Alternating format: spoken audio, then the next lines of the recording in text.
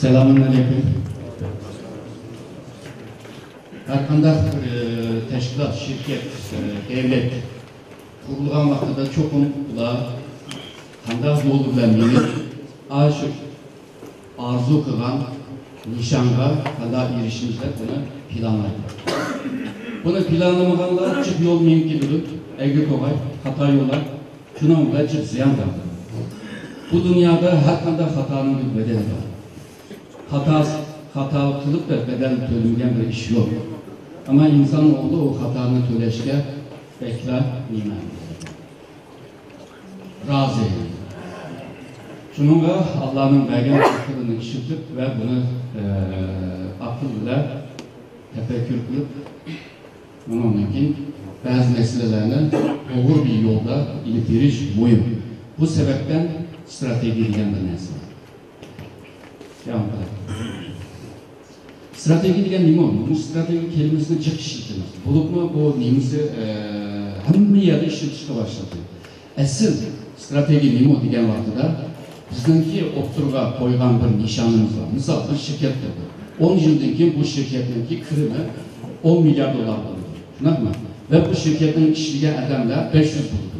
Ya da biz bu şu dünyanınki setiş jihatdan, tijorat qilgan jihatdan manda bir seviye kelamiz. Deymiz bu.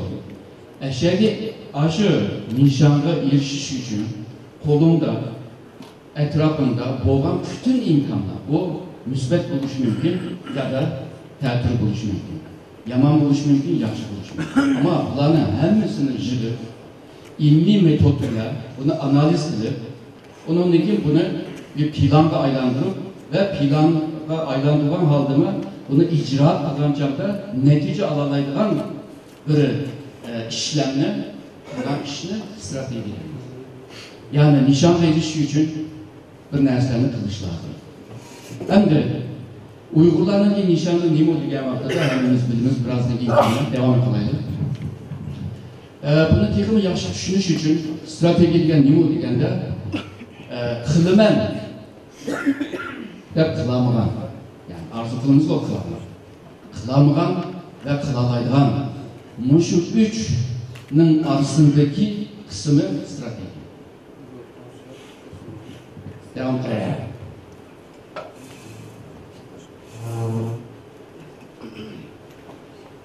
Bu Xitoyninki strateji planida biraz güvenlik tushgan.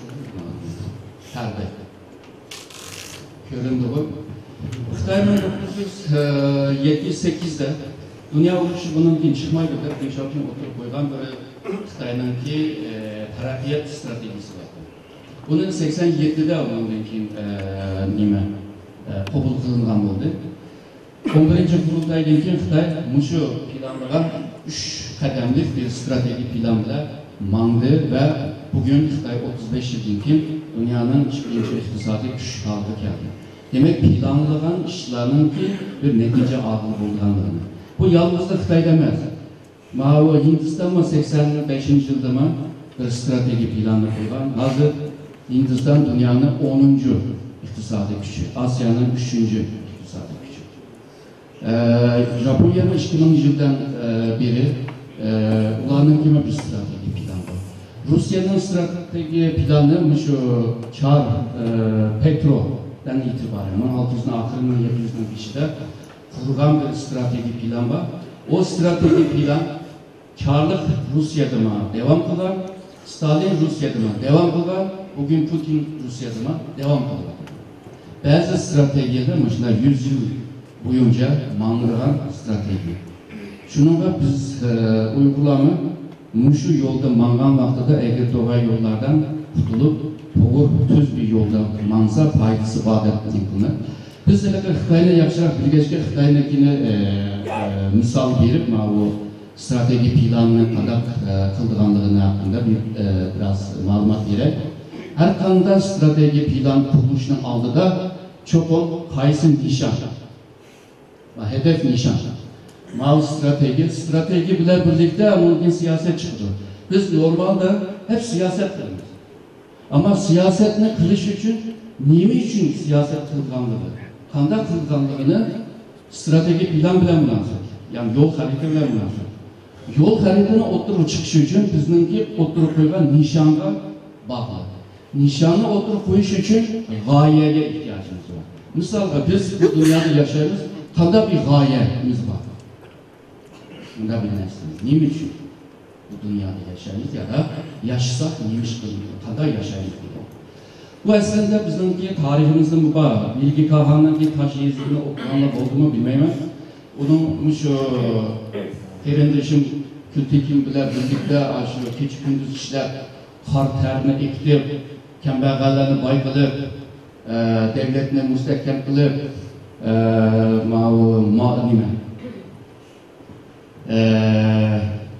kum boplarlarını tutuzup degende nurgun nesin deydi. Bizimgen adamlar deydi bu yüzü yüzüne maktavatıdır deydi. Bunda ama çünkü bu vaxtdaki işkenceye itikatı kararında ulanın ki devlet başvuruş ya da yer cihan hakimiyetini emel aşırıcı için ularla belgen küşüşünü Tanrı bildi. Yani kut. O kutunu ağam vaxtıda o salahiyetine erişidi onun ki başvuruşu başlaydı. O evvelki yapını Tanrı'ya hesap bir vardı. Ben başına kırışvatım. Ama hazır ben davattan neyse her devletlerde de kimki yüzyıllarda peyda olan neyse. Ama 1300 yıl evvel bizden atıbığımız bunu biletti. Biletti degende yanı bir misalını bile.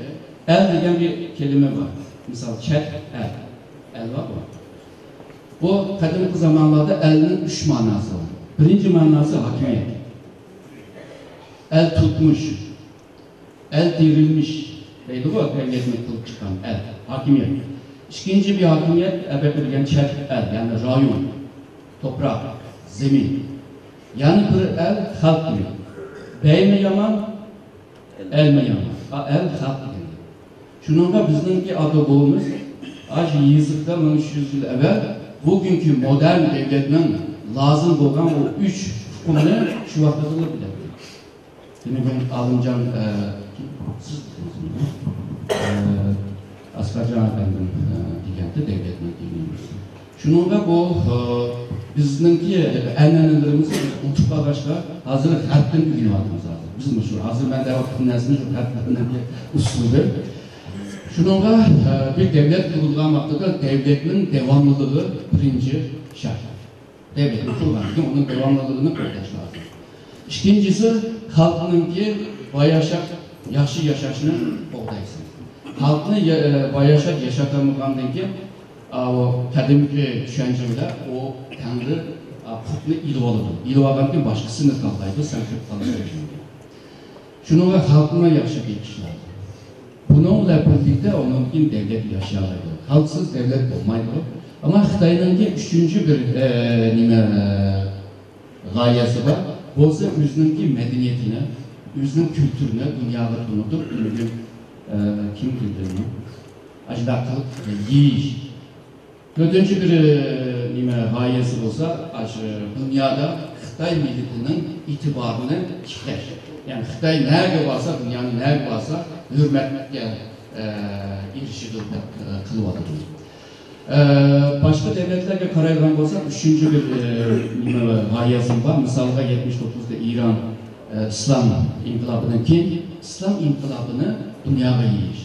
Mesela 70'li yıllarda Sovyetler İttifakı dünyada komünizmini yiyiş. Mesela bugünkü Amerika demokrasi, insan hakları, ifade erkinliği, matbuat erkinliği diyen bu ideyeni yiyiş. Yani üçüncüsü ideye, ideyeni yiyiş. Sen benim ideyeni kabul kılan için sen benim aklımda kırsa değil. Yani bana ikisi değil. Afrika'da bir söz var, Erkekler karşı. Sizler bizge kelgen çakta bizde toprak vardı, sizlerin kolonlarda İncil vardı. 100 yıl ötep gitti, bizimki kolumuzda İncil öttü ama toprak sizlerin kolundaydı. Yani ideye bağlamakta da celp kılalaydı. Hem de gayemiz devletine yaştış ve halkına refah halığa yakış. Hem de bu gayeye erişiş için bizge roşen bir nişan gösteriş lazım. Çünkü bu biraz nime emez, nişan emez. Görünmeydi. Uçaklısan çıkmaydı. Görsem yer bir uzak bir yakın. Ama bunu Ruşen halka ekiliş için nişan koyuyoruz. Nişanlı kitleyiz. Hem de devletine yaşlış için kurban devletinin siyasi tüzümlerine ve rejimlerine, ideallerine qoğdatılış için birinci kıldıran nişan şu xavfsizlik. Xavfsizlik yalnızlar şu sırtı düşmanga karta da bir xavfsizlik emas, düşman karşı. Çigranın ki xavfsizlikten şu energiden, ticaretten, iktisattan, kültürden, teknoloji her cihette her sahanın bir xavfsizlik var. Şununla bu köpüğüşü başladı. Ne yaptın? Xavfsizlik dediğimiz her sahanın bir xavfsizliği var. Bu köpüğüşü başladı, sanılansın. Halkının ki yaşat halkı yaşatış için terakkiyat buluş lazım. Terakkiyat, iktisadi terakkiyat var, onun ki marif terakkiyatı var, teknoloji terakkiyatı var, cemiyetinin ki süpütünün terakkiyatı var, onun ki medeniyet, kültür ve sıhhiye terakkiyatı var. Şununla bu yaman köpüklükte en de bunun kayısı birisini kısa nişanda erişimiz ki ve pişimiz kalır. Hem de oylayılan nersimiz muşu iki ana kimenin aslındaki küçük kimelerini hem de jığıp bir yerde jığıp yani bir yer çekinse kağandırma hareketine düşüyor. Bu vakitte strateji gerek olur. Misal deyile Türkiye'nin ki tört tarafta nefti ve tebliğ var. Şunun Türkiye, şu tört taraftaki nimene enerji liniyasına Türkiye'ye ekilip Türkiye'den onun için halkara pazar seçiştiğen bir plan var. Bu akıl. Ne yapma? Bu da akıl. Ama strateji mi? Yok. Strateji buluşu için ne iş lazım degende Rusya'dan kırgen, İran'dan kırgen, Irak'tan kırgen bu linyalarını Türkiye'nin çivrasını kırgen hamatlar aşı Türkiye'nin hım tarafı kırmıgan rayonlardan ötüdü bu linya. Şu yerde fabrika kuruş lazım. Misal değil, tabi gaz. Tabi gaz kırgen vaxtıda tabi gazının ki bir şirket fabrikasını kuruş lazım. Neymiş kılımız?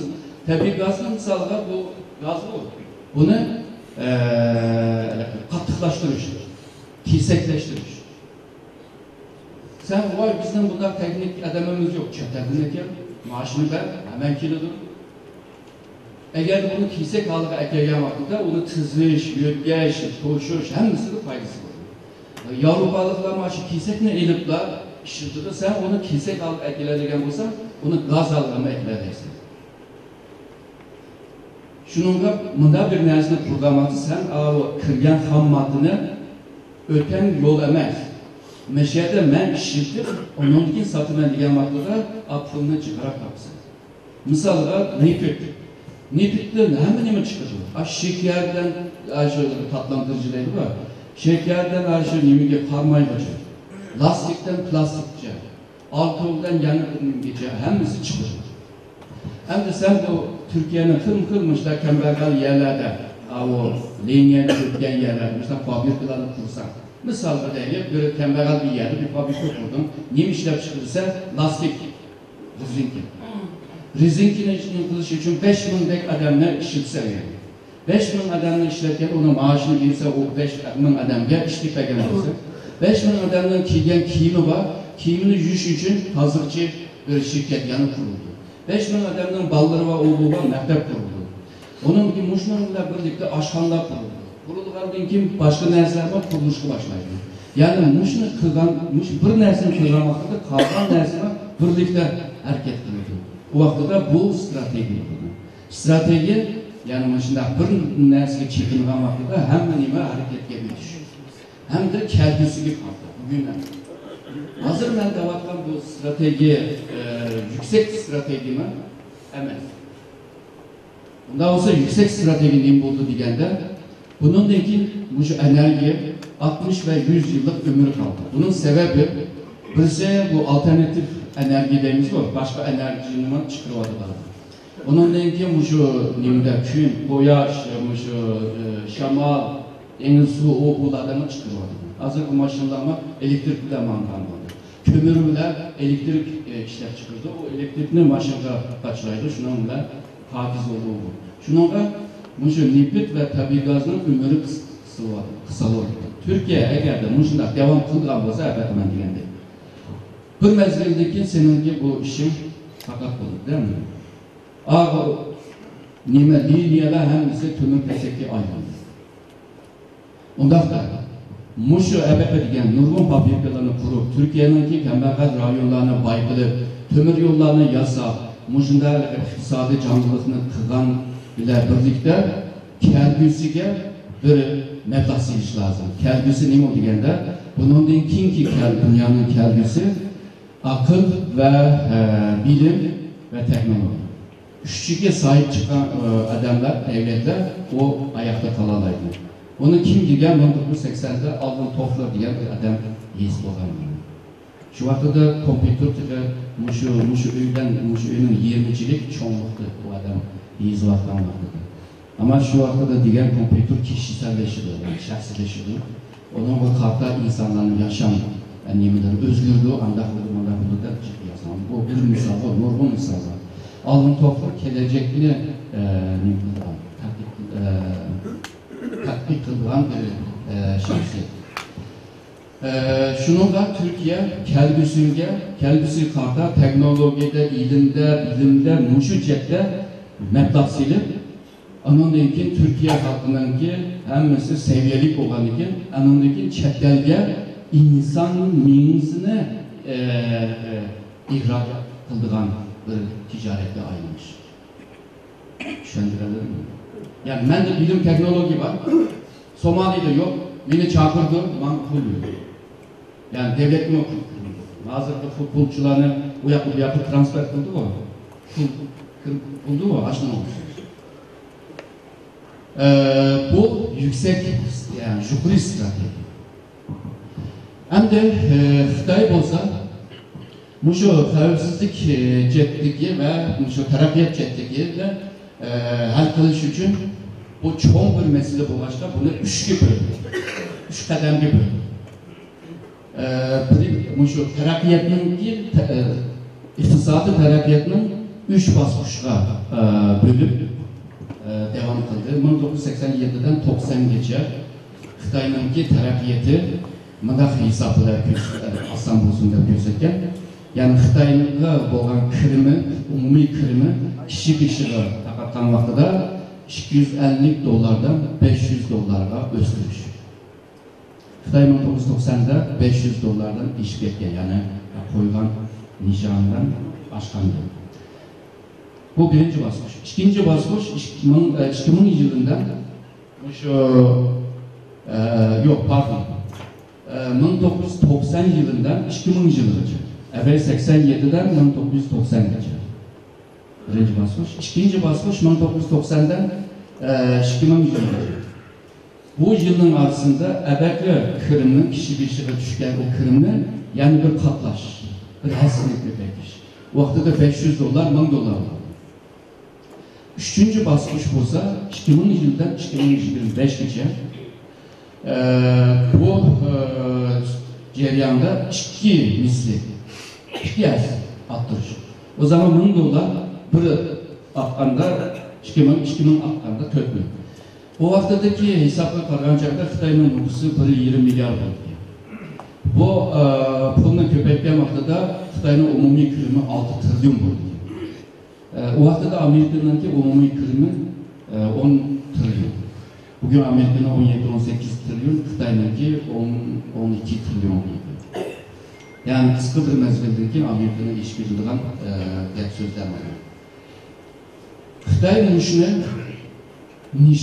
nişanlı toğur koygaçka. Nişanlı toğur koygaçka. Müşünoga karta özünün sahip olan güçle özünün oturup koygan nişanı maslaştırılgaçka. Uygun boğaçka bu terakki kılıp mamlı. Strateji planı kuruş, o da asan neyse emez. misalga birinci olup malumat lazım. Malumat nereden keldi? Birincisi akbarat teşkilattan keldi. İkincisi şu Think'ten, yani o strateji merkezlerden keldi. Üçüncüsü olsa üniversitedeki akademik ilgiden keldi. Muşlardan faydalanıp onundan kim kandak bir plan kuraylı da kandak kıldı. Bu planın kurgucular belki birisi Harvard'da tutarken, birisi Cambridge'de, birisi Ankara Üniversitesi, birisi UYB'de bu oluş mümkün. Birisi naiti G'arbçı, birisi naiti Şarkçı oluş mümkün. Ama bulardan ki ortak fikri, ortak düşünce ne oturga çıkarıp umumi bir devletin, bir halkının menfaatini qoğdaş için bular fikirlerini tümet basmışıyla oturup koydu. Birincisi stratejini bağlaş. Yani biz hazır kolumuzda nimba yok. Biz nimige sahip emas. Bularni oturup çıkış. Durum tespiti deydi Türkiye'de. Yani vaziyetinin tahlili. Vaziyetini to'g'ri tahlil qilamaganlar qolgan qadamlama xato bo'ldi. Tümüne başta xato qo'ysam mayma taqil qolgandek bo'lish. Birinci qadam xato bo'lsa, bundan keyingi xato bo'ladi. İstanbulga ma'mizda bundan keyin Ankara qarab birinci qadam mansam, onun keyingi yo'llarimiz xato degan. Shuningga shu vaziyatni tahlil qilish pek muhim. Türkiye'de bir kino var, Şaban degan bir var bizler. Onun bir kinoda doktorgan birlikte doktorlarla mahsulünü tekrar ettiğim vaxtida o yokken de şununla oğluna kırıp karsa ayada dikkat olan bir stakanın içinde bir sürü var ki etle tekşirtip de tekşirken çıktı onun için kulağısını apırttı apasa doktor diyagnoz koydu o vay sen hamile olup kapsın o tahlilini to'g'ri qilamidi-da, o xalqlarga kelgan nimalar, malzemeler xato degan. Shuningga dunyoni, Xitoyni va Sharq Turkistonni 3 qatlamda to'g'ri tahlil qilmoq lozim. Yani vaziyatni. İkinci qadamda bunun qarorini berish lozim. Qaror berishmi pek o'ng'ay emas. Ondan keyin strategiyaninki tayyorligini qilish lozim, planlarini yezib tayyor qilish lozim. Dördüncü basmışta ondan keyin onun icraatına biriş. Bu cereyanda stratejinin ki öz aldığı bir fikir buluş lazım idiye uygulayıcısı. Ondan keyin strateji misyonu buluş lazım. Stratejinin ki vizyonu buluş lazım. Yani lazım olan neyse bir yerde köp. Strateji plan kurulup olandan keyin qanday siyasetini kısa muşu nimene strateji planlarımızı amalga oshira olamiz. Misalga Xitoydagi. Xitoyning maqsadi iqtisodni taraqqiy qildirish. Iqtisodni taraqqiy qildirish uchun ichki va tashqi siyosatida mushu ichki va tashqi muhitninki muqim bo'lishi. Ham ichida ham tashqi. Shuningga Xitoy Sharq Turkistonda muqimlik deganimiz shu. Xitoyning ichidagi muqimlik deganimiz shu. Chet elda shundaycha rayonlarda jidal chiqdi. Kosovo jidaldan mushu bugungacha Suriyaga. Shunaqmi? Nurg'un. Bu yerda Xitoyning aktiv o'ynaganini ko'rdim. Ya Rusning aksi kirilib bilimlar o'ynaydi, ama müdahale qilib o'zi mudofaaini ko'rdim. Chunki Xitoyga undan jidal chiqish ehtiyoji yo'q. Nima? Unga ehtiyoj bo'lmaydi. Sebep Mao strateji planı evvel degende kişi başına $4.000 nişanlı erişiş için hem sırtta hem içinde bir tinçlik muhitini qo'llash. Shuningga Xitoyning tashqi siyosetini bilish shunda oson. Xitoyning tashqi siyosetini nishoni mamlakatning ichida va teshida muqimlikni qo'llash. Shuni ma'ni bilib olgandan keyin miyadin ayagacha bo'lgan vaqtda Xitoyning nimligini qanday bir siyosetni ilib borganligini to'g'ri deya olasiz. Ama biz bugungi zamonda misalga İranning siyosati qanday degan vaqtida shu Hasan Ruhoniy ya da birisining kipiga qarab analiz qilamiz. Mayani bilmasak qilgan analiz xato. Chunki siyoset bir san'at. Siyaset san'at degan vaqtida nima deganda ranglik, elastik, o'ynaq, o'ngni ko'rsatib soldan urdigan siyaset bu. Ondaqda sen onun rengini göremezsen sen onunki içki mahiyetini bilemezsin, bilemezsin. İçki mahiyetini biliş için üçünü biliş lazım. Yani gaye, nişan ve stratejisi. Bunu biliş için İran'ın tarihini, medeniyetini, felsefesini, psikologiye has olan alaydı bir kıl davranış neyimiz? Bularını biliş lazım. Bularını bilgenden keyin Hasan Ruhani nimga vatanını amanki to'g'risini biladi. Bo'lmasa o nim depasi shu ki depda qarab o'tirsan. Shuningga buningga uzmanlik kerak, ta'sirlik kerak. Yani bir İranlıqdanmi İranlık bo'lasan. Yani İranlıqning zivonigacha yetkidek aşnar bir kabiliyetin buluş lazım ki İran'ın asıl nima qilmoqchi bo'lganligini onu bir düşünürler. Olmasa o neyim bilse, aşının gibi işini, onu aşını arzu kıldı. Ben ondan bilsem aşıda işlense, ben burada siz bilsem aşı yolu mansa da halaydı. Xitay, şu evvelki bu miyede çoğun timinin aslında cık timi içirketti bu. Miyede hem timini bir jığınca kalkayt yaptı. Hem de siyasetli kegencakta bunu yana açmış. Mesela iktisadi siyaset ayrı, enerji siyaset ayrı, terörsüzlük siyaseti ayrı, siyaset ayrı, medeniyet ayrı, bu da ayrı onun için siyasetler oturup çıkıyor. Bizden devatkan strateji bu. Mahkayını biz yaşırak geçke bunun misalını verdim. Devam kılayım. Stratejini biliş için bununki bir kanca talep kıldığın anğa ihtiyaç var. Birincisi stratejini çokum bütünlükle karşı lazım. Hiç kanda bir yaxşı görmeyme ya da o moyum emeske, o bunun selkarayla deydiğen iş olmaydı. Nerede aşı yolda minvatkan vaxtıda nerede aşı küçük nerse, küçük bir hata senin çoğun işinle bozuldu. Şununla stratejide, kendi ailede karayımız, taktikte, anlamdaki tepsili, konkretli karayımız. Şununla bu her kandan nimelerini kaçırmaz lazım. Bir numara var, latife var. Hemimiz okugan olsa gerek, şu iki versiyon var, birisi 6 kör ya da 4 tane kör. Bunlar pil hakkında müzakere kıldı. Şunlar mı? Müzakere kılancakta tanışmıyordu. Bunların hiçbirisi pil körmüyor. Ama benim burada tanışmam. Arasında birisi akıllı çıktı. Deydi, hemimiz kömetimiz. Hiç olmasa bir tutup, körü onunkin yapılaydı. Vay bu yaxşı fikir oldu da, hemisi büyüktü. Birisi kulaktan tutup da, vay bu neymek ya, yetbazlık ya. Birisi tutuptan tutup da, vay bu Türk ya. Birisi gövdeden, vücuttan tutup da, bu tam ya. Birisi burnudan tutup da, bu diğerinden neymek ya, hortumun neymiş. Şunun da bu tüyede tekme talışıp tuttu da, bir yerce tüyeydi. Şuna baksana okulanmaz.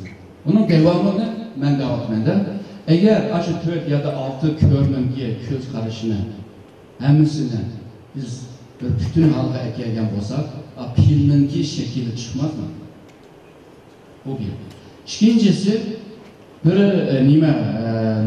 noktaya nazar, mumuyu. Kıl adamın nokta nazarı var. Şuna mı köz karışları var? Bu solcuke, bu komünistke, bu ke de red kılverse, nerede aşı yolda çıkarmakta da aşındansa belki kurtuluşuruz. Şuna onunkini mi biliş lazım? Misalga diyelim, biz Alman'a bir Alman var, böleydi. Bölgen vaxtıda biz Alman'a bölgende jukurdan tövenli kesimiz o sepi jukur tarafta. Bu eneni. Bu eneni göz karaş. Şuna mı? Ben demek ki, sorayım ki, kestim, oturup içildi. Ama urufçularına hemisini işçiye ağan şekil, handa diyen vaxtıda hemimiz bilmez. Düvlegrek bilinsen, işçide uruflar var. Şuna mı? Şekili düvlek. Ben demek ki başka bir nokta nazarı bile kara bakaydı. Kanda Alman'ı kesimiz degende, Alman'ı yatkızıp belden kesimiz. Şuna mı? Ben çoğun sen küçük, kişinin sen ye, çoğunu ben ye, bişinden ye, kuyruğunu sen ye dedi. O vaxtıda ben yanı sorayım. Aş urufçularını işçiye ağan aş şekil, kandak du deyip sorsa, ki adam isim gelmedi. Çünkü bana nokta nezardan qarab baxmadı. 5 bulunluq bir 5 yıldız, 5 bulunluq bir yıldız. Əvvəl düylək gördüm. Hazır burada yıldız gördüm. Nimi degen gap degende Almanın biz görəməyən bir tərəfini görəlirik deyim. Şununla bu strateji kılış için çoxum bütünlükle dikkat kılış lazım. Bir nərsini kaçırıp koysan, bilmək qalsan yolda, yerim yolda seni çatak koydu, her hatanın bir bedeli var. İkincisi aktif buluş lazım. Pasif buluş olmaydı. Bu dönügün jırın içip koyduk, ayacan bulduk, ondan bir gün amel ayla 3 gün demeler, ondan bir gün 5 gün kadar değil olmaydı. Devamlılık. Aktif bir şekilde bu işini yapmış lazım. Onundaki aldığını körelleşir. Aslında bu mesele biraz kıyın, bazı vallahi belki aldığını Allah gördü, hiç kim köremeydi, değiş mümkün. Eğer aşını alıp olduğum olsa, bizge akıl bir içine acı yok da aşı hayvanlarda bizdeki gengi, kot, yiz verse, bizim aşı hayvanlarda geçse. Mesela yolbaz yaralangan vakti, kan akkan vakti da aşı üzü bilip bir otunu yiyemeydi. Normalde o otunu tonumayı da yemeydi ama aşı vakti da otunu tonuyamaydı. Onun kotkı yizvetten bizine geçti. Bizge akıl vergen tarafında hayvanlar farklı. Sen tefekkür kıl diyen gibi. Misalda değil, ben çıktım misalını vergen. Bir dihan. Üçüncü elde tirik çıktığını başlayıcısın ama o dihan bilirdi ki, üç ay köterken ki ben orayım. Bunu kadar bilip aldı 3-4 ay kinkinin? Tecrübe. Ötmüş. Ama bu bilmeydiğim bazı nesi var. Misalda çekirgeyle ki hücumu. Bazen başına oldu o bir sıkırtma oldu. Kuşkaşlarının ki bir kilip. İlhancılık tıkanla var mı bilmem. Kuşkaşlar yapıp kaçırdılar işler. Bunları bilemem. Ama o dadısından veya kağızının ağan o tecrübeni biraz jırak. Çoğun dadısı kaçı apasa at çoğun dadısının birisi tepirdi. Bir vakti da muşu nimine çekirge kilip muşu yap ulap muşuna tüket yani. Ya da o kuşkaşlarında bunun tedbirini alaylı deydi. Tedbirini algandaki az ziyan az oldu.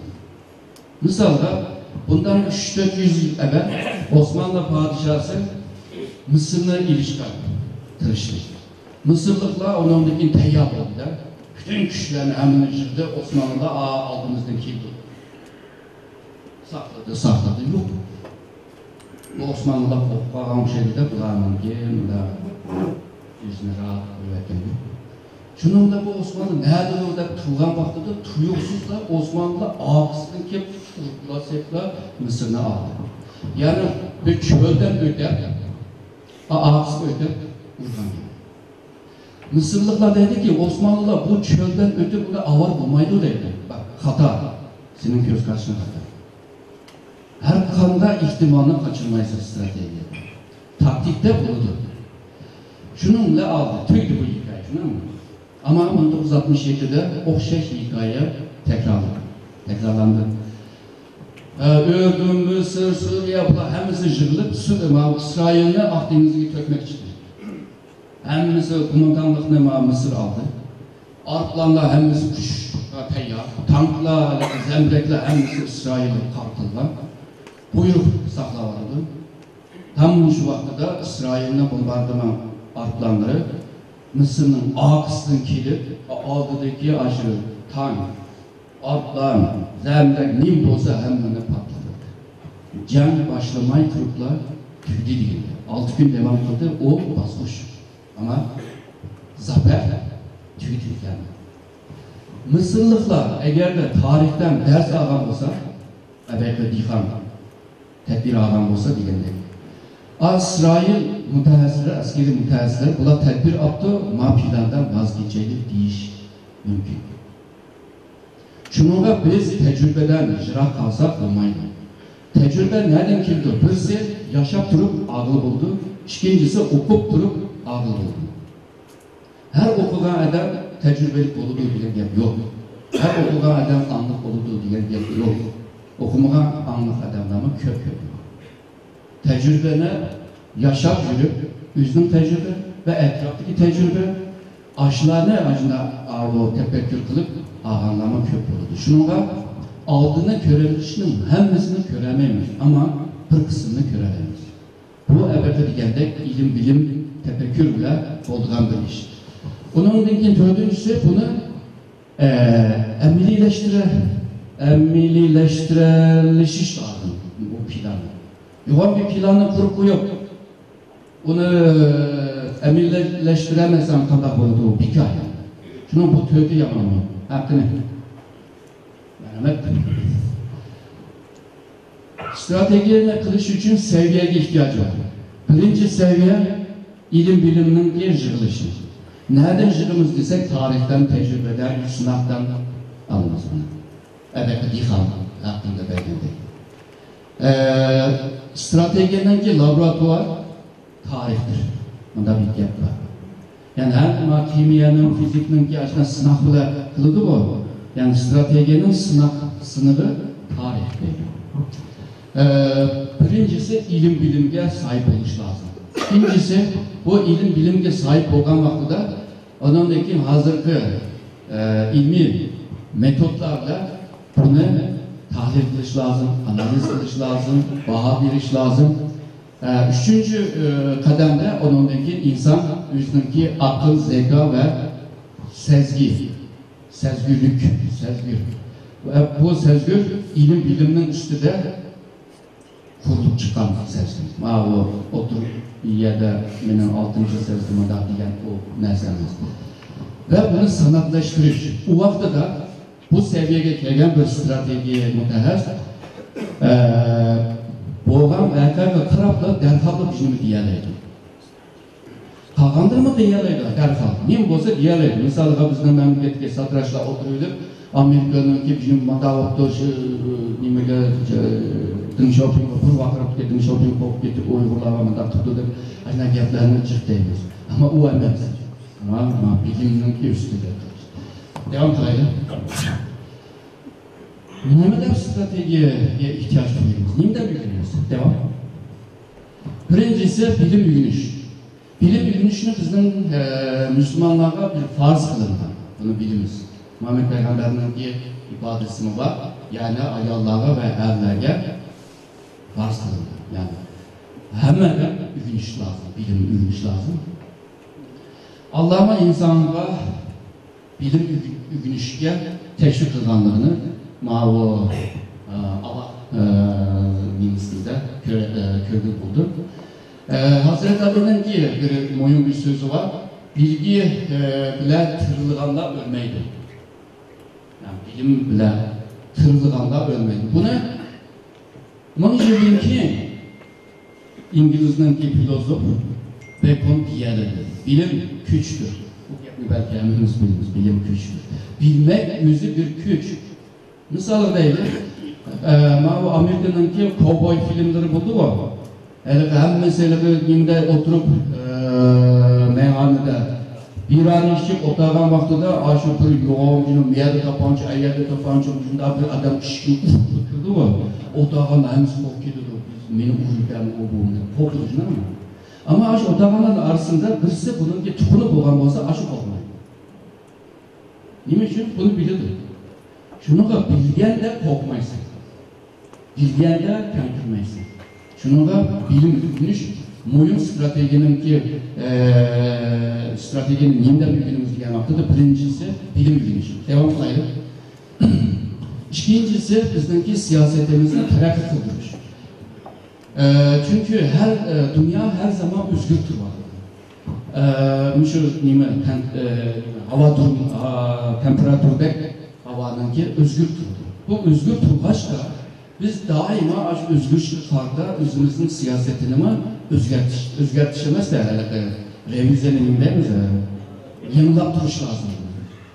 Eğer de bunçilik bir kavram olmasa bunu yenileyemaysa 20 yıl evvelki siyaseti bugün eğer devam kılmayan deyilmezse onun gibi zihni var. O zihnin bedelini ödeyelerken bedel ödeyelerken adamların dinleyimiz. Dörtteyimiz şöyle. Devam. Üçüncü bir mevsetimiz güçlü yaratmak. Bizim kolumuzda nurgun mənbələr var. bu hem coğrafyadan, hem havadan, hem bilimden, hem insandan bu mənbələrimiz var. Bu mənbələrni qandaq işletiş ve devlet olsa devletin gücünü, şirket olsa şirketin gücünü, teşkilat olsa teşkilatın gücünü güçlendirir. Misalga güç yaratış degan bir gapni belki yaxshi tushunarmiz. Misalga maqsadimda Misrdagi meselesinde aldım günümü tushundim. O vaka oturup çıkandan kimler bu siyasiler ularga sahip çıkış bir xatarlik.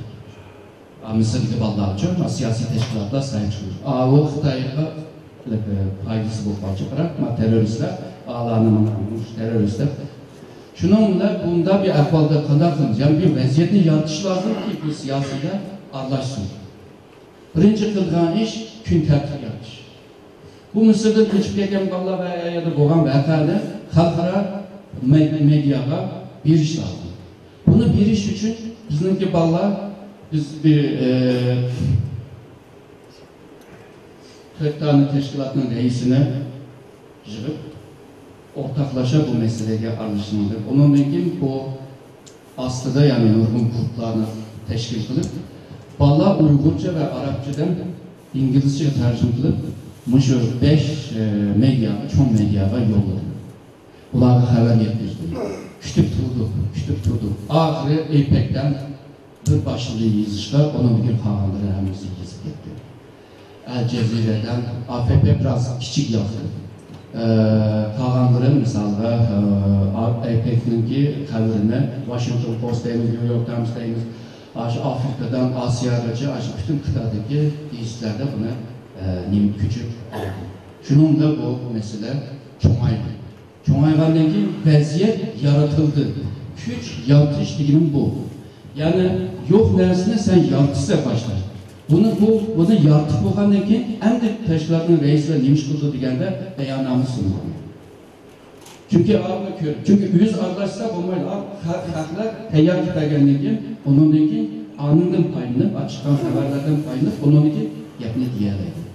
Mesela bu Rusya ajnaflattı. Hindistan'dan bir küçük yüzde Sovyetler İttifakı bir haberini belirtti. Ular o yerden çıkarttı. Sovyetler İttifakı onundaki Hindistan'dan bir yüzde madah haber çıktı da onundaki dünyaya madah gösterdi. Yaratış, güç yaratış, vaziyet yaratış. Stratejinin ki bir rolü şu. Devam kaydı. Tarihinin ekşine başvuruş. Bu belki bana deyimiz, o tarih diyen öz aldı, mandı sen kadar başvursa deyimiz. Misal diyelim. Mesela Kaşgar'da bir yüzünden. Her yıl bu şu 7. 8. ayda kelkün ki. Biz mahallelerine aşısını asla edip başına kıtıydı. Yıkanda perişan oldu. Ama bu yıl, her yıl müştahı oldu. Ahirete bir akıllı kadar çıkar. Dedi ki, o bir yerde bir iyilik olaydı. Kelgen muş iyilik bile manzum. Hem de bu iyilikne aşı yedekler bir tabi bir su ambarı olan yerge yedekleydi. Şununla yağmur yağdı ya da kanlıklarda bir yerde kelgen suda ekpildi. Aşı koluğan sen kola bergen o iyilikten yıkıp sen arzu kılgan o su ambarga tüküldü. Vakti saatin bolsa o yerden çömülse ya da o yerden su alıp sulaysa iktisine vurdu. Bu kirlidiğen kelkünü sen başvurdun dedi. Yani bir tarih kirvadı, sen tarihini yedekleyen vaktidə sen tarihe hakim. Sen tarihi ekipyege tarihe hakim bulamazsan tarih sana hakim. Sen onunki aksıda mağdağın ya da sözlük mağdağın. Misalda bununla ben çıktım. Halkara vaziyet pek yakşı bu başka, bizim yaklaşka Uygur davası ya da Şarkı Türkistan davası bu vaziyetler yükseldi kinki yıllarda emrimiz yaşlı olur. Ama halkara vaziyet bir toktak kaldı, bizim teşkilat mı toktak kaldı? Teşkilatların işçiler bölünüşlü başladı. Teşkilatların işçiler Xıl-xıl fitnelerine, xıl-xıl gap sözlerine tiyiriydiğanlar bu kaldı. Teşkilatın sırtılık eden, teşkilatın işçilik edemliği ağırıştı başladı. Hemen teşkilatı burada ahvallar meydanda kirvadı. Demek ki, elbette diğer halkara vəziyyət, Uyğurlarla yapkan vəziyyət, teşkilatın yedeklep mangan vəziyyət demez, halkaranın ki bir iki müddetlik bağır, teşkilatla onun aksaya geçmiştir, hal topta kasıp onu tuttu. Teşkilat devamlı mansa cidel az çıkıyor. Türk bağır nekin lan cidel çıkıyor. Şuna kurdu bu. Şunun da bunun dinkin ki halkaranın ki vəziyyəti, nəge ekipmandı, Xitay nəge ekipmandı ve Şərq Türkistan nəge ekipmandı. Üç katlamda kelgüsüge karda bizim bir planlarımız buluş lazım. Yani yol haritalarımız buluş lazım ki biz onu yetekleyelim. Eğer de yetekleyemezsek başvurayla, başvuramazsak yetekleyelim. Eğer de ben hem yetekleyeme hem başvurayım desem sen ne olacaksın? Ama bu asan bulmalarına hemimiz biliriz ama bu lazım. Kısa yolda nişanda erişi için bu lazım. Devam. Hem de kirayla özümüzden geçiyor. Dava ne mi? Her gün dava deriz. Dava cevap verenlerden var mı? Bizim davamız ne mi?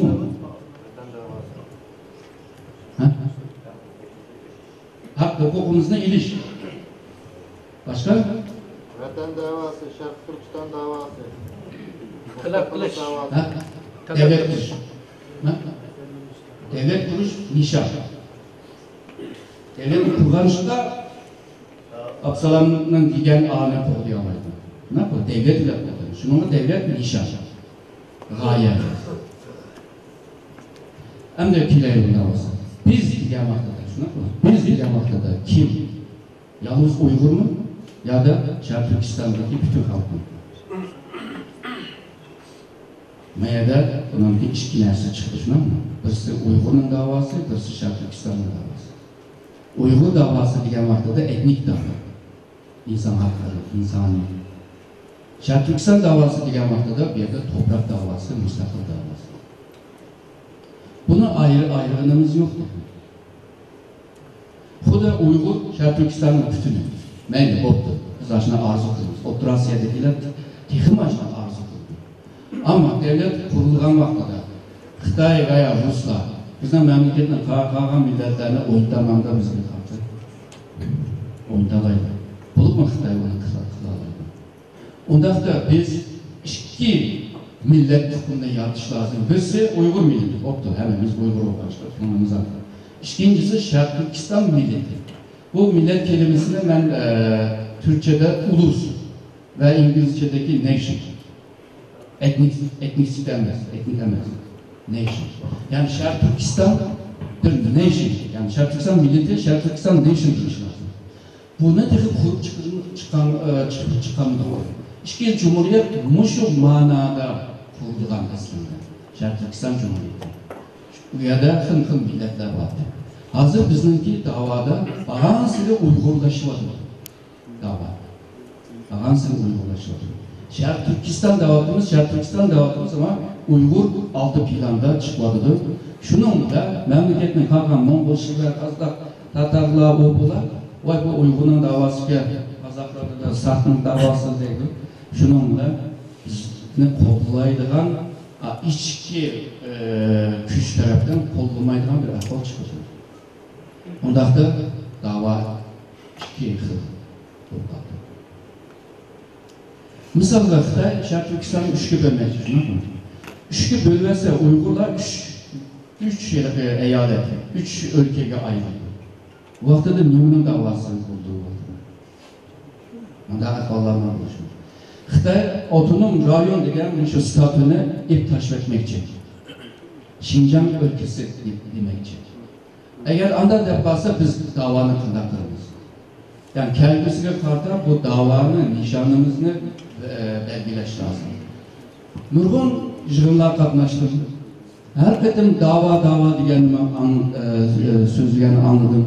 Onun dava ne mutlu da köp kedim oyladı. Hayal.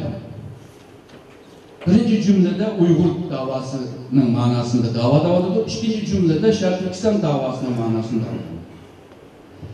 tədqiqatda bu nima mühim. Ama siyasiler için mühim emas. Ular ikisini juğurtlab ip mansı buldu. Ama xalqarada bunda ahval var. Misalga insan hakları, xalqara insan hakları teşkilatları var, Amerika'dan gelotlatları var, Türkiye'de. Bular hemisi Uygur meselesi de oldu. Hiç kim Şarkı Türkistan meselesi demeydi. Çünkü Şarkı Türkistan meselesi müstakil meselesi olduğunu hemisi biliyorduk, biz bilmeyiz. Şununla Türkiye'nin Uygur meselesi değil, Şarkı Türkistan meselesi demeydi. Ama biz iki meselenin bir meselede yapıyoruz. Cumhurreis Erdoğan eğer Uygurlardan da izlikte o zulüm gördü diye biz buna düşünüyoruz. Vay Şarkı Türkistan müstakilliği ne kollağı tuttu deyimiz. Şununla bir mezgilliği varsa kolluğunu yok. Şununla bizim açığımız girdi. Bu adam ebey bundakta dağılımında dağıldı. Özümüz kapılıp oturmadı. Çünkü anın ayrımını bilmiyoruz. Ancak Şarkı Türkistan milleti diye uşkununa kadar yaratımız. Oldu, Uygur milletini yaratalım. Mada bir mesele var. Ancak bu yol haritası kiraydı. Başta meseleni tapınız. Onundaki mesele üstüde tefekkür kılınız. Tefekkürden kim? Çıkış yolu tipil. Devam. Uygurların ki hayesi ne bu? Hazır Absalam yaptırdı. Ne yapıyor? Hazırki hak hukukumuzun kokdaş, mevcudiyetimizin gayemiz. Bunu kılış için nişanla nimde koymuş. Misal, ebeke hakkımızı kokdaş için neymiş kılış lazım? Müstakil devlet. Hem de devlet kurumu. Hazır devletle kayısı hıldaki devlet kurumu denir. Misalga mağrip cemiyetindeki köpüncüsü deydi, biz şeriat devlet kurumuz. Ketendekiler demokrasi devlet, yani o devlet, bu devlet, hıl devlet kurumuz da oldu. Hazır bir yerde mi? Ortak nimemizden yok. Ama bunu bir terapi koysak oldu, kayısı hıl devlet programlarını, kayısı mahiyetteki devlet olan ama devlet desin. Ne yapma? Devlet kurulğanda onun mümkün bizim hayemiz koklanır. Şununla bizimki umumi bütün teşkilatınki özününki nizamnamanınki nişanı başkaçı bozma ki bununki sebepleri var ama umumi teşkilatınki hemsinin umumi nişanı müstakil. Ve bu müstakilini nihai en ahırda nişan hep görüş lazım. Bu yerde kiliş için basmışlar gerekli demdirme. Keyin eğer de aslında devlet kurduğun bu basmıştır kelgen çağda yanımızda oturup çalışmış. Haysi mahiyetteki devlet kurumuz. O vakıda halkımızın ki köp sandaki adam nimlise şu budur. Şununla uğraşmayı, sokuşmaya hazırlığın başlayıp mesele kılıvamayın. Devlet kurumuzdaymış. Vakti saati kelgen çağda olan kim çıksa şu çıkı da anladın mı? Acaba köre yani elbette kılıplı salgan çağda yani milletimizdeki turmuşunun yaxşı yaşışı, kim gece kiyer işişi, yep içip kılalı işişi, bilis bitmeyiniş, maşın aydaş, tefekkür kılış, yetip kokuş kılış, hemmenimi muşu teşkilatlar yol göstermesi yani olmalı. Medeni seviyemiz yükselmek lazım. Bununla kalkan nimelerini kılınız. Terakkiyet. Bazı bağlar madak tepegende biz şu terakkiyet kılış için şu herkese sanayileşiş yolunu izleş lazım dedi. Ya memleketin içinde sanayileşiş, Uygurların sanayileşiş ters. Çetelde sanayileşiş demez ama ticaretinki nimisini kuramadı. Hazırlıca otluk çağındaki ticari ennular ticaret kılmadı. Mesela şirket kuruş lazım. Resmi yollarla meniş lazım. Kanuni yollarla meniş lazım. O vaktidə kanun seni qoğdaydı. Avukat var, bu kılıdır. Hazır bizimki malını tartıp koygan, Türklerge pulunu tartıp koygan. Kundur bu adamlar. Tünü gün neçe milyon dolar bağ eder, bugün neçe 10 milyon dolar bağ adamlar yok var. Bu aşırı anlamki yetişmeyenliğine gösterdi de. Hem de değil, müstakil bir devlet kuruş için biz stratejine kadar orlaştırış lazım. Bu dünyada devlet kuruş insan oğlunun kılalaydıran en çok kişidir. Bunu düşününüz mü? Çoğunlukla devletin kurgan kişi daima o devletin kuruluşçusu, dadısı, babası, hakkında dedi bu, unutmayın. Çünkü en çok işini o kılalar. Madem, Türkçe madem okudu, devlet kuruş aşında en çok iş olsa, o işini kıldıran adamlarına talant almışlar. Talantlı olmayan bir adam, serpil olmayan bir adam, bu çok işini kılamaydı. Kılan işi kişi olurdu yani, malum mu? Kancılık malzeme, kancılık liman olsa şunçılık iş kılsa, mesela polo yasayla insan o kan olsa o polo olmaydı yani. Kıtay polo olmadı, düşünür mü? Uygur polosu olmaydı. Şuna okşan şey, talep. O taleple birlikte seninki o düşünce, fikir, göz karaş, ulanma talep oldu. Bu adamlar ne iş kıldı degende bu iş pek çok. Misal bu müstakil. Xitay güçlü, kuruş tersi. Halklarda müstakil olmayan desem, kollayın adam yok. Mişat otağın 150 adam var, biz kurumuzda hevesleniyordunuz. Ama niyetin çıkandan ki, hemimiz uyumuzu bakandan televizyonu açkandan ki, bunu köygendan ki, onun için güçümüz bulmağanlarına görüyoruz. Hem de bunda çok bir işe bişrakallığımız yetmeydi, bu depokitiz. Bu dünyada kılamayla, evvelallah, bu dünyada kılamayla iş yok, oyla bildirmeyen iş var. Şunu oylayımız. O vaxtada bu çok işini bir kanca kademde bölüp, her bir kadem tamamlayan vaxtada, o ikinci kademden ki başlanışı bulundu, ikinci kadem tamamlayan vaxtada, üçüncü kademden başlanışı bulundu. Mandan mangan vaxtada, xudu şordudan çıkandek, xudu pelenpeyden çıkandek, anda pelenpey bile çıkıp, yana aşağı nişancı ilişkimiz, aşı ülkelerimiz var. Aşında kılıç lazım. Şununla, ben 2003'te yazgan, Erkinkan'da yazgan bir toplatda bunu 3'e bölgen. 5'e bölsem onun buludu. Ahvalı karab. 2'ye bölsem onun buludu. Yani onun gibi şartı yok. Dünya Uygur Kurultay kuruluşunun ki altıda bir vaziyetle boğan. Tünügümü miyade değişti. 11 sentebrden kin boğan vakadın kin Şark Türkistan meselesi halkara meselesi aylandı. Birincisi Xitay, Şark Türkistan bu güçlerini halkara terörist, halkara güçler ilan etti. Halkara diyenlerken hakla alışalaydı. Çünkü bundan evvel Xitay daima şunu dedi. Bu içki mesele anlaşmamalı. Anlaşamaz. Ama Xitay özü dedi. Bir aydan kim? Bir aydan kim? George Bush Xitay'la bağlı. Bağlan vaxtıda muhbirine küçülüş yığınında yan zamanında şunu dedi. Sen terörizmle bağlantılı milletlerinin haklarını da sen de kalamayasın. Yani bundan evvel Uyghur'un ismi dedi.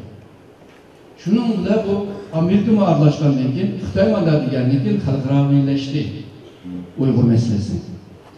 Hem de bunda bir terakkiyetli karta, bunda bir vaziyetli karta umumi bir teşkilatta ihtiyacımız var. Muşnun cevap veriş için. Bunun için sırttaki teşkilatını yetekleyiniz için umumi bir üst teşkilat lazım. O vaxtadaki plan şudur.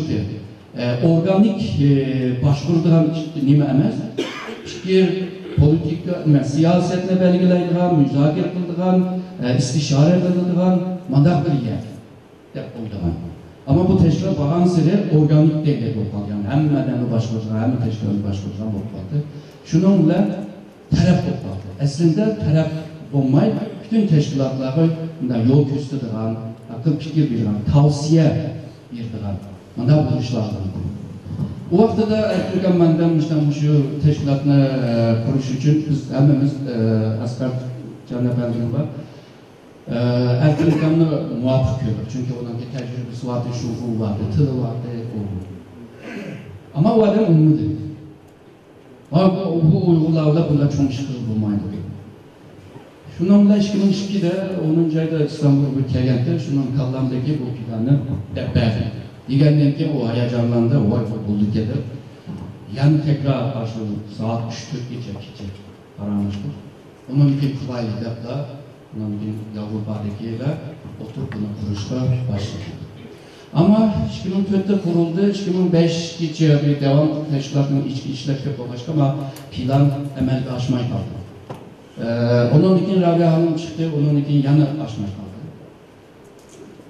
Keyin zamanda hazırda teşkilatlarınki adamlarını, bazı siyasyonlarını, bazı tefekkürçülerini, oğullarını çıkıp bir muşu strateji planı bir anlıkta güzelce burada oturup çıktım ama bununla yiyen oldu.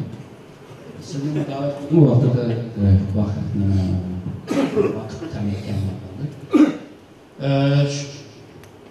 Hazır muşu Kıbrıs'ta ve Berlin'de mi yani bunu devam kıldık.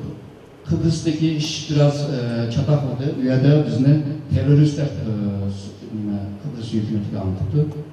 Bölgücülükler arasındaki Türkiye'ninki referandumga yaklaydıganını, uğurlarını teşkil kılmak için, yaklaydıganını teşkil kılmak için çıkılganlığını bizne pek avar kıldı. Yani ben keş ve başka sakçılar benim günüm kılmadı. Ama benden baldır bağlanlar o sakçılar tutup pek nim kıldı, avar kıldı. Yani Xitay kılamaydıgan işler eşede oldu. O jığını açanların kiyimide, avı nimede, çayxanada, anamdaki uya bir yerler açtı üzerinde. O PowerPoint'da gösterimi geldiğinde kalısı da bomba da düşüyordu. Ama Berlin'dekiler yaxşı oldu. Berlin'dekiler nimemiz çıktı. Ben tarafındaki yanık üstüne tavsiye kararı. Bu da sen kıl demez, tavsiye kıl. Kısan kıl, kılsan ne? Bu strategiya hukumni yaxshi bilmaganligimga sabab albatta degan ayrim kamchiliklar. Undan keyin meni to'xtayman, mening haqqimda yaxshi gapirgan odamlarni deydi. Telefonlarda bu katta belki bizde bu g'aybat bilan tırnak ichida üzerine bir ahlak var. Çünkü Facebook'ta cık yezilib ketdi bu onlarni to'g'risini deb beradi. Bunda o'ylab bakaydı. Hazırda Uygurlarınki duch kelayotgan eng cho'ng sabab nima? Başta bir stratejini dedik-ku, tespit qilish lazım. Vaziyatni tahlil qilish lazım. Menimki o'yimda kimlik. Tünün alım kelime dedim, kimlik olmay devlet kuruş ters. Çünkü nation degan narsa kimlik bilan münasib. Nation, bir nation, bir devlet. Bugünkü xalqaro munosabatning foydasi bu. 100 yildagi belki başka bir xil xalqaro munosabat bo'ladi. U vaqtda başka bir hukm chiqish mumkin. Ama bugün şu. Xuddi futbol o'ynagan vaqtda inglizlar qo'ygan aslında futbolning foydalarini. Hech kim bozmaydi. Bozsa qizil kartlar qo'yiladi. Senin kılalaydan işin şampiyon olur. Yani yaxşı oynar. Şu tüzümde yaxşı oynar. Hazır xalqaro tüzümde bizim qanday yaxşı oynar. Şununla kimlik muyumluğunu, yani merkezde yadro mesele bo'lganligini üzerinde mıraq ko'rdi. Çünkü Xitoy bir tarafta kimlikni buzadi, Uygur kimliği.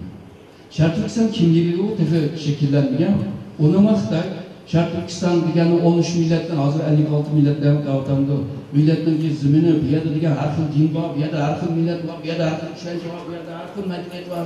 Lekin Sharq Turkiston bir bütün bo'lganligini emasligini bizga ta'kidladi. Xitoy dedi-da, bular Sharq Turkistonni bir kimlik qilib olmasi o'rinda. Uyg'ur bo'lsa tilini, ma'rifini buzadi. Shunaqmi?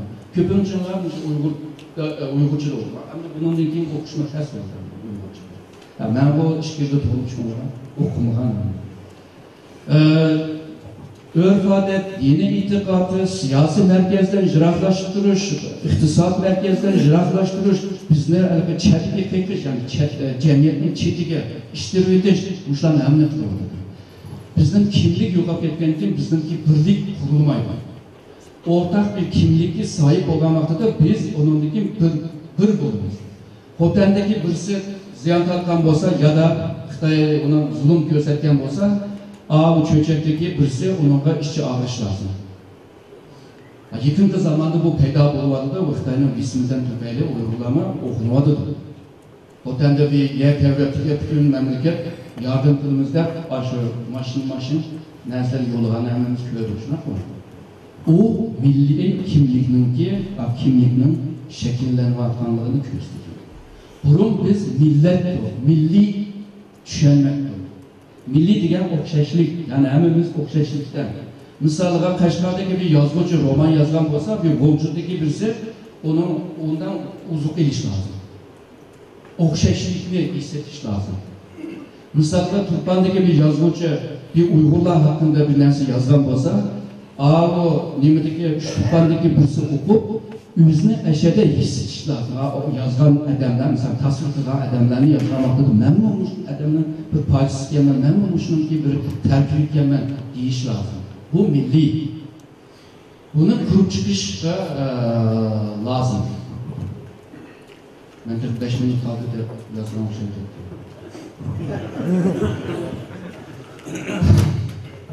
Kimlikni qo'g'dash birinchi bosqich deb planladik. Kimlikni qo'lga olsak, mustaqillikni berishninki asosini qilgan bo'lamiz. Kimlik bo'lmasa, mustaqillikni berish bekliyor. Ben alım günüme dedim 1919'dan itibaren chet elliklar bizningki xalqimizni tadqiq qilib qarasa bular hammasi chuvilchaq xalq, bular bir devlet quramaydi deb berdi. Biz buni tashlash lozim. Biz Uyg'ur xalqininki oti bo'lsa, dört odamlar emas, bu dunyoga madaniyat qatqan va to'g'ri qo'shgan xalqininki avlodlari biz diqqat qilish lozim. Bundaq nimalardan ijro turish lozim. Hem de kimlikni qo'g'dash birinchi qadam bo'ldi. Ikkinchi qadam nima degan vaqtda kimlikni tekimi mustahkam qilish. Kimlikni mustahkam deganda birazdan kelma her sohada kuchlanish, her sohada. Onundan bu kuchli bir kimlik qonun jihatdan, iqtisod jihatdan, siyosat jihatdan, her jihatdan qo'g'dangan bu kimlikninki tabiiy bir ahvolda mustaqillikka qarag'andi. Devam qilaylik. Birincisi kimlikni şekillendiriş. Bununki maksat Türkistan Uygurlarının kimliğini kurup çıkış bu Uygurlar için aldı. Bir yerde Türkistan'ın kimliğini kurup çıkış. Nişanımız Türkistan davası, Uygur davasını halkaravileştiriş. Bu bir büyük Türkçe kaldı. Köp nimede oldu. Jıglaydıgan, kapşaydıgan vaqtlar tüydü. Hem de neymiş kılış degan kırdık. Bununki büyük bir kısmı tüydü. İkincisi teşkilatlarınki kurumsallaşma.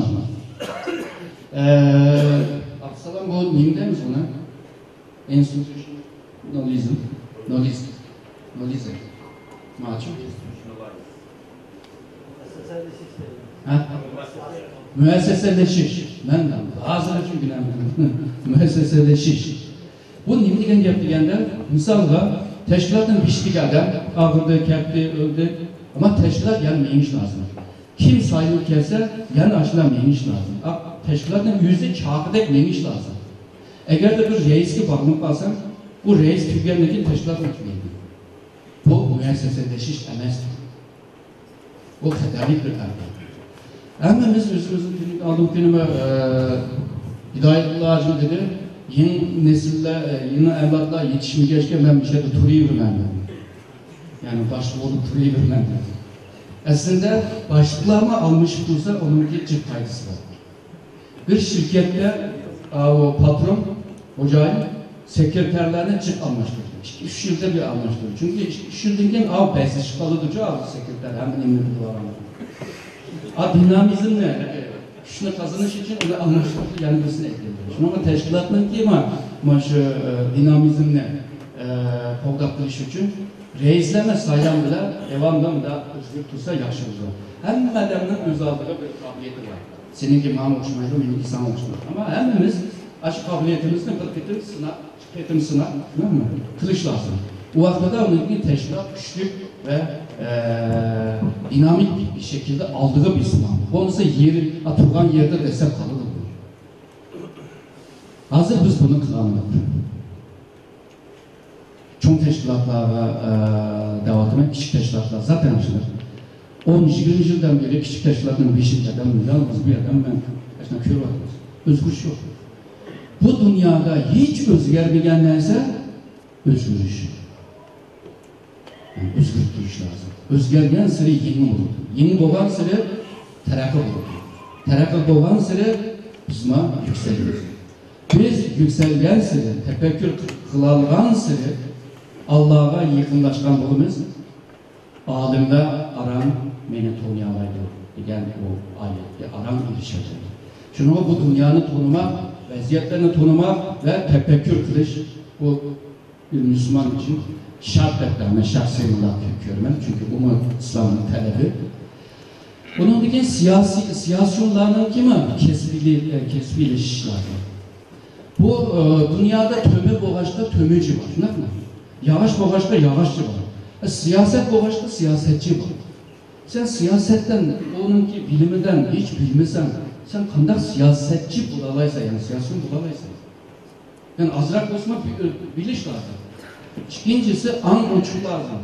Etrafında adam kalış lazım. Çünkü sen aş adamlarla anlamda iş kılalaysan.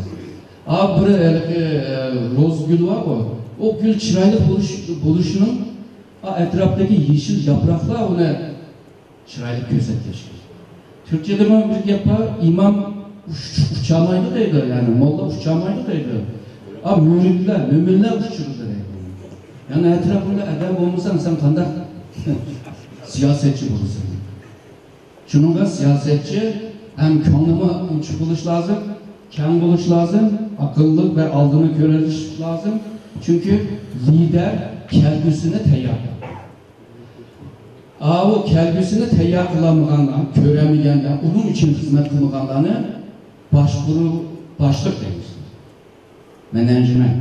Şu başlık bir düşün. Ve aldığını teyyar kılamıyor, kelgüsünü teyyar kılamıyor. Şununla siyasyonlar biraz aşınacak biliş lazım. Mesela bazı siyasi liderlerle paramızımız, onda komaydı ama onda bulurdu. Ben de bu 53 yaş 40 yıl okuyan bütün ilimleri bunda demeydi, bu demişti, bunda değildi. Çünkü bütün dünya mandat A da oldu, bu B de oldu. Mesela teşkilatlara bir idea lazım. Umumi Şarkı davasına idea lazım değil mi? Bu skopudur. En büyük idea İslam'dır. Allah'ın karşısında hiçbir idea bulmayın. Para kaldırmayın. Çünkü sen bir nerse dava, başka bir nerse dava ise o kopup başka nersine ekilip aldangalar tosaklıyor. Yani anlamıyorum.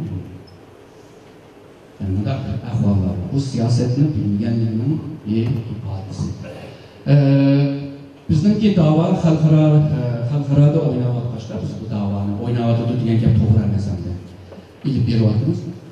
Bu vaktıda halkara diyen vaktıda halkarada 200 devlet var. Onun 190 neçisi Birleşken Devletler azam. Birleşken Devletleri bir sahne. Bu şu 190 neçi devlet aşı sahneye en ilgar adımını evitiyor.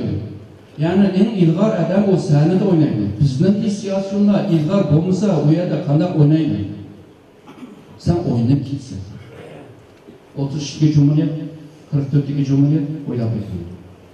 Oynayıp gitti. Şunun bu mu mühim neresi? Yani siyasyonlar azraq olsun biliş lazım. Etrafıga adam jığalış lazım. Ben başta oylayım, benim micazım başında, benim kallam başında, ben sen benim o vaxtıda sen adamlarını kaçırıp koysa, teşkilat bölünür. Teşkilat bölüngendən keyin güç acizlaydı, güç acizlığından keyin davaga ziyandır. Onun için ben bilmem, ben degenden keyin dava moyumu, sen moyumu diyen meseleye ayrıldı. Ondaqda əmələm davanı tanıyır, seni tanımayın. Yani vaxtınca belki sen bir mezgil tutursan ama uzun müddetli kalmaysa tarihine doğru yazılmaysa. Şununla bunu biraz çıkarak yapsaldım çünkü aramızda siyasyonla çok başka devam ediyor. Ertesi gün tılsanla meyle. Hadi devam edelim. Hem de bu birinci kademdeki bu kimlikini fotoğraflaş için nimi işlerini kılış lazım. Ben dedim, şu umumi bir merkezinin kurulup çıkışı. Ötken de şu verdiğim yılında şunda bir nersler yapılmış. Mesela nimede Mısır vakası çıktı. Ertesi gün belki Arabistan meselesi, o meselesi çıkıyor. Şu umumi bir teşkilat buluş lazım. Bu teşkilat organik teşkilat emas, başkurgan teşkilat emas. Ben yaxşı düşünüyorum. Bunlar tavsiye bildiler. Bunlar müşündalıkı Türkçe'de diyen vaxtıda akil insanlar. Bu işini bildiren adamlar ama teşkilatınki adamı buluşma şart emas. Bunda adamlar derhal bu işini başlasa köp adam ulağı işini. Teşkilatın adamda çıkan ki o teşkilat bu teşkilat hep işini bozuk koyduğun ahvallar çok. Üst bir yukarı bir nimenin kuruluşu umumi davanı yetekleşti mühim. Hem de teşkilat öz aldığı programlar var, öz aldığı ideyalar var, öz aldığı düşünceler var. Hepsini umumi birleştirdiler. Bir neyse lazım bir organ, neyse lazım. Teşkilatındaki ideolojisi lazım. Yani ideya lazım. Teşkilatındaki kanunları, nizamları eğer de teşkilatın şu nizam, teşkilatın azalarının nizamı bağlap iş sağlam olsa ideya muş adamlarının mingisini bağlayabiliriz. Biz eğer de davaya işlengen olsak hemimiz şu davanı oynayan olsak bizim kılgan işimiz okşaş olur. Eğer de birimiz ideyada, birimiz menfaatde, birimiz bunu desek bizim yolumuz ortak olmaydı. Yolumuzu ortaklaştırış için yeterli bir ideyaya ihtiyacımız var. Yani teşkilatın ideyası, umumi şart Türkistan'ın ideyası yani ideyalar lazım. Bu ideya hem de kimlikler, Uygur halkının şart Türkistan halkının hizmet karşı mevcut. Onundaki mevküre, kulağına işçiye ağam bir ideya lazım. Hazır oturmuş biz ideya yazalım, ertesi gün birliği yığılıp da yazalım. Kıyım bir neyse, aslan neyse. Mavzadın ideyasını kim izlegen? Yuşokçu izlegen. Haçan izlegen 39'dan 41'e. Şununla mav birinci dedim, Yuşokçu'nu çağırdı. O manga ideya yazalığını kim başkası bunu yazalığını. Memleketin işçi ve teşviki münasebet çokum kuruluş lazım. Çokum münasebetli kuruluş lazım. Sırtdaki teşkilat çünkü işçideki halk için hizmet ediyor. Sırtdaki teşkilat 20 milyon halkının ki takdir bilen çokum var. Şununla çetlerde turulip küçükten bir başlık olup onunla ki bunlar törenler ertesi gün ben degendim Cumhur Reisi olmayan ben degen minister olmayan da kamufyanını kurmasın. Vakti saati kelse istersen bizim ödemeyin. Çekyaldaki teşkilatımız yani devletler, mesela Amerika ve başka devletler bu teşkilatın ki ekmiyetli bulup bulmağanlığını bu teşkilatın işçiliklerle alakalı bulup bulmağanlığıyla ölçektir. İşçideki halkın değmende diyemeyen gibini, kılımende kılamılan işini çekyaldaki teşkilatla kılıç lazım. Yani işçidikilerle başvurup işçidikine oyundu, kulağını ziyankeşlik küçültür, o günahtır. Onunki bedeli var. Onundaki min takımdaydı, şu mindeymiş Uygurca'da.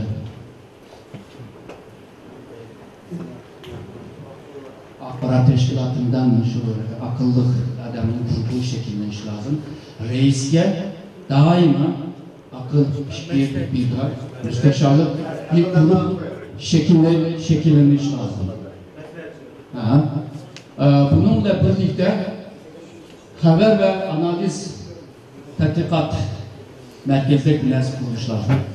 Yani haberini bu müstakil buluş lazım. Bir teşkilatka bağlanan emas. Ama yeni aslında bağlanan buluş mümkün.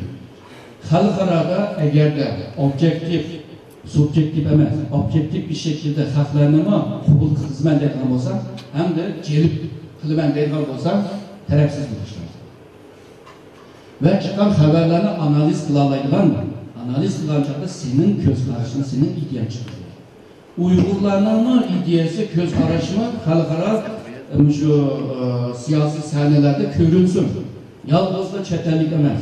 Bizim yanında bir kesimimiz var. Çetellik birisi Uygur hakkında bilim yazsa onu pek çok köret gidiyoruz. Okup baksam yani aşınca, tarihini aşınca bilirse yani. Ama yüzümüzdeki ademe çıkış lazım. Bu merkezde aslında adememiz yetiş lazım. Bu moyun merkez. Dünyada en ilgar uruş akıl uruşu. Çünkü ziyan az, galbiyet çok. Kan töker, mıltık ol degende can verirse, onu verirse, nurun nesini bilip aran alalaysa. Think tank'ını yazıp koydum hem de bu meyli koptu. Aslında okşayıp oynayız. Onun için pul meselesine arkadaş lazım. Bunu hem de adamda var. Şerif Türkistan'ın temel hak ve hürriyetini dünya şu sahnelerge, kamuoyuga, arenaga çıkışını devamlı kılış gerek olanlarını bulup mu her devletlerinin ki İslam dünyasının ki kıymet karşı farklı, o kıymet karşı bile Uygurların, Şerif Türkistanlıklarının ki davasıyla kadar bağlar, bunu ilip giriş, onu muyum. Onun için bu ebeke diyen teşkilatlar rapor yazılış lazım, siyasi raporlarını yazılış lazım. Siyasiler profesyonel bir şekilde halkaralarda özünü küstüş lazım. Bu devletler, başka devletlerle uçuk ya da mehbi münasebetlerini kuruş lazım. Mesela Rusya, Xitay'ın dostu ama kelgüsünde Şerif Türkistan'ın takdiri bile zıç münasebeti olan bir devlet. Çünkü hoşlar. Onu taşlattığı zaman. Mesela Hindistan, onu taşlattığı zaman. Onun zaman uzun müddette bir oylaş lazım. Yani burası şu Pekin hükümeti bile 3. kanalda bir diyaloglarını kuralış lazım. 1. kanal devlet bile, devletin liderleri devlet bile. 2. kanal digerde devletin muyum organları var. Mesela tədqiqat merkezleri, məktəb digende, üniversite. Bunların ki elde diyalog. 3. kanal digende her iki tarafla alakası bulmayan şahsiyetler ya da şirketler var. Toprak ne? Xitay aldı. Biz Rus'un, Amerika'nın ki kişiyi birip dert etsek mi? O İbrahim'e. Şununla Xitay ile yüz yüze. 80 tavından aksırı mülkülü Xitay kılmak asar. Ama Xitay'ın aldığında hep durup malzemin, mahal, digəndə deyəlişlər. Xitayla aldığında deyil. Ama bu Xitay aldığın kəlməsi okumayla bildiriп, nemi qilish lazım, da sayqanlı qilish lazım. 1. kanalda qıpəməydi, Xitay olmaydı. 2. mı belki olmaydı, 3. mümkün dağıtım. Hazır bu gəpni digər vaxtda da aramızdaki bəziləri dedi, vay bu Xitay pərəzlikə, Xitay biləmlə.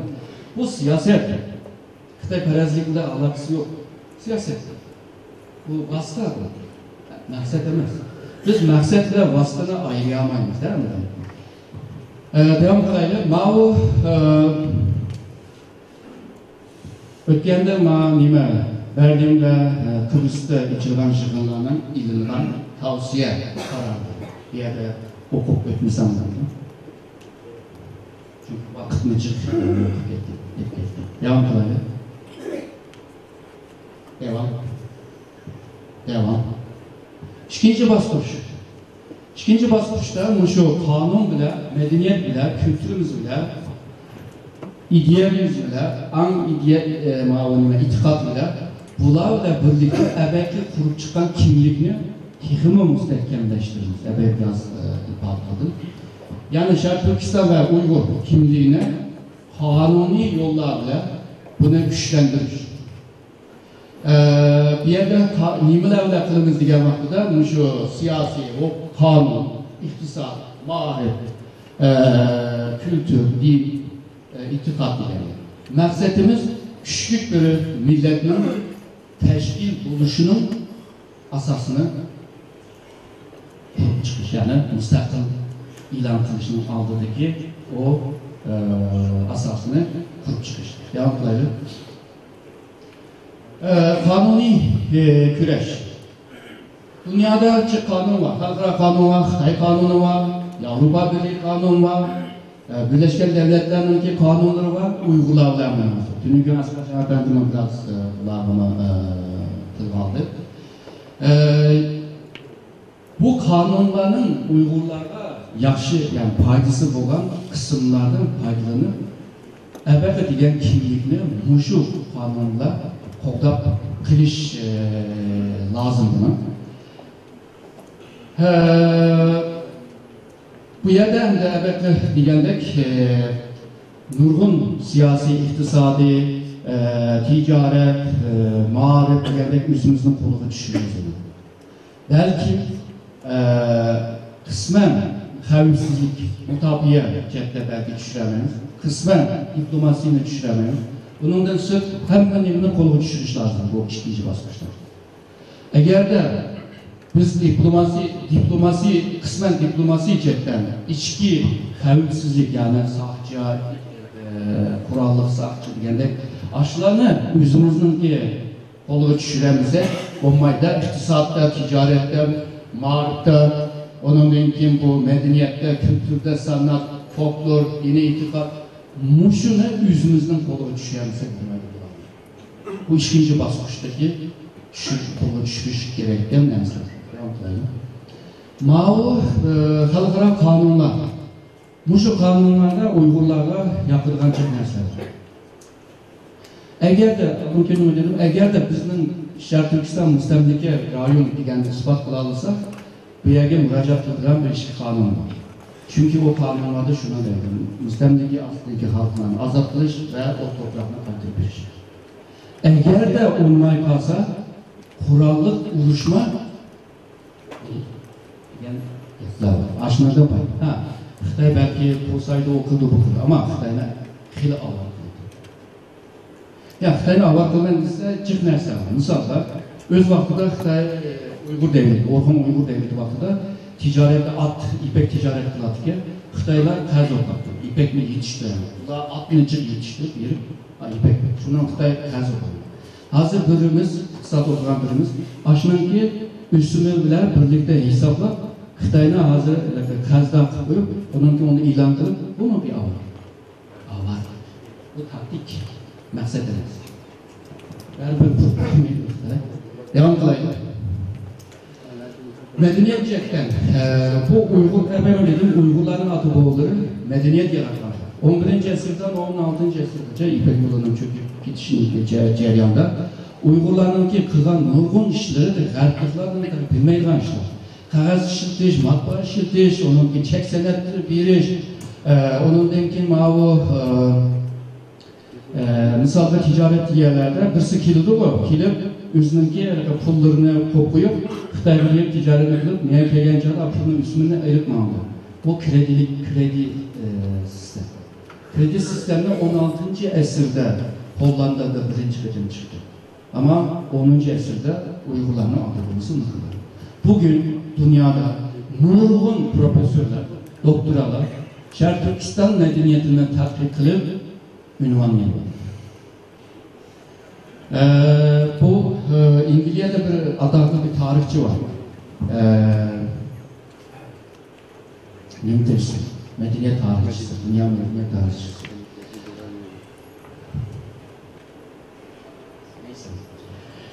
Ona bir Japon bir tarihçi emsası olup, onun da soraydı. Sen kaçan yine, sen bütün dünyanın medeniyetini bilsen, tarihini bilsen, sen eğer de yaşayamadıysan, kaysı devirde ve kayyede yaşaysa diyemedi de, milattan 1. əsrdə Şərq Türkistan'da yaşayışını kalayman. Medeniyetlik çünkü. Milattan evvelki 1. əsrdə uya medenilik biliyor. Yani bir yapar o yaptığı iş tapamının mənbəyi yalan gep okşaydı. Dünya medeniyetinin aşkışı tarih vadisindədir. Ben neticəsini tapamadım. Ayşe belge mənbələrə kırdım, hiç yok. Yalan bir ama mavi toyun bir yani, toyun bir. Anlamak oldu mu? Adaklı bir tarihçi, toyun bir. Aşının gibi. Şununla biz tarihimizde Maşin'de dünya medeniyetine töpe koşkan bir halkının evlatları biz. Bizden milletine yok düştüğünün aldıda bir müşrik bir işine yokuluşunun aldığına yıvatkan bir halk, bunda bir milletine yok dışı karab duramızı diyen öğrenmeyesine kırılık oldu. Çünkü bugünkü dünyanın en çok devletleri, Amerika, Fransa, İngiltere, Rusya, Xitay, Japonya, bunlarınki müzelerinde, bunlarınki kütüphanlarda Şərq Türkistan'da yapılan tarihi yadigarlar dolu. Ve o devletler bu yeni bilir. O devletlerde aşı nam çıkaran adamlar, hem mesela aşı devletin adamı çıkıyordu. Mesela Einstein, İngilizce. Sir ünvan verilgan. Mao nima Lekop, Mao Almaniyadagi. Misal Paul nima Pelot. Bular hammasi otalar adam. Musha adamlar nomini chiqarmasa Turkistondan tadqiq qilib chiqar. Undaqda adamni o'sha adamlarga so'zlab bersam, bilintu, yani asan medeniyet ve nimeniki, kültürünki güreşini kılıç lazım dedi. Devam kılaylı. Bununla birlikte nimelerni qilish lazım. Birincisi Sharq Turkiston tarihi degan 20 ve 40 tomlik kitap yozish lazım. Yani Xitoyninki yuz bergan Sharq Turkiston tariximiz. Sharq Turkiston tarihi bu ziminin tarihi. İkincisi bu Sharq Turkistonninki İslam tarihini yozish lazım. Üçüncüsü Sharq Turkistonning Xitoyning Sharq Turkistonni ishg'ol qilish tarihi. Xitoy tungi deydi bu. Birleştiriş, bütünleştiriş. Bunun için Xitoyninki Sharq Turkistonning mustamlika tarihi, mustamlikachilik tarixini yozish lazım. Bu iki kitap mayli tom ko'p bo'lsin az bo'lsin. Bu Xitoyning Sharq Turkistonning ishg'oli va boshqarishining haqsizligini, yani hiçbir haqqi bo'lmaganligini, qonuniy bo'lmaganligini ko'rsatadi. Evvel degandek Birleşken Devletler'ninki qarorlarga müracaat qilgan joyda bu kitaplar lazımdı. Ama bunu ilmiy yozish lazım. Xalqaro seviyede, metodda yozish lazım. Uyg'ur tarihi bilan Sharq Turkiston tarihi ayrı, ikki narsa. Bunun degan Uyg'urlarning falsafa tarihi. Bizda filosof chiqmadi. Chiqmag'achqa biz chechlamiz. Agarda ajnabi falsafa chiqib qolsa, hammamiz qabul qilgan bo'lsa, bu falsafani hammamiz o'xshash bo'ladi. Yani düşüncemiz, tefekkürümüz, ifadelerimiz o'xshash bo'ladi. Bunun için sosyoloji tarihi. Sharq Turkiston halkınınki cemiyetshunosligimiz var. Bundan narsa chiqmoqda. Bizningki aramızdagi munosabat qanday bo'ldi? Bizningki bundan qurilmamiz qanday bo'ldi? Bizningki mushu munosabatlarni yaratgan eksi veya müsbet veya nima munosabatlar qanday bularni yozgan narsalar yo'q. Biz o'zimizning jamiyatini tanımaymiz. Shunga biz birlikda harakat qilmaymiz, bir-birimizga g'umbilsib, ishimizda boshqacha tushunib, ig'izimizda boshqacha deydigan bir halimiz var bizniki. Bundan başka Uygur tıp tarihi, Uygur edebiyat tarihi, Uygur romancılık tarihi, Uygur mitoloji tarihi, yani rivayet tarihi. Çünkü bazı çöçekler, rivayetlerde bizim kahramanlarımız var. Mesela Türkmen'den ki bir kahramanlar yolculuklarını kabul kılsa, o vakti biz biri oluruz. O vakti biz standart oluruz, ölçemlik bir millet oluruz. Eğer de Türkmen'deki bir kahramanı Kaşgar'dakiler kabul kılmasa, o vakti biz böyle durduruyoruz. Bizim ortak kıymetimiz yok değil. Bunu yargıç için burada kitaplar yazılış lazım. Bu kitaplar biz yazamayız belki ama eğer biz pul tapsak yazımız alırız. Devam. Hukuk ve medeniyet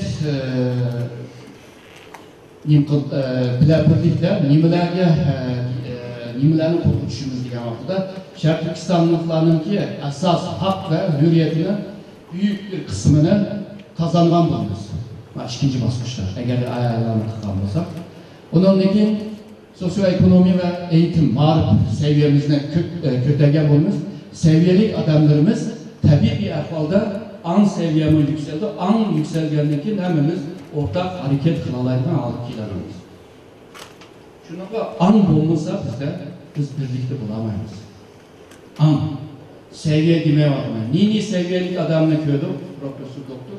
Ama an yok. Nini pek okumadan adamını gördük, an yok. Bu kişiye ilgi olan bulunuz. En mühimi özümüzge olan işkence. Özümüzge olan işkence var, o özgüven. Özümüzge olan işkence kazanılan vaxtada müstakillığına korkmay hareket kılalıyız. O mühimdir.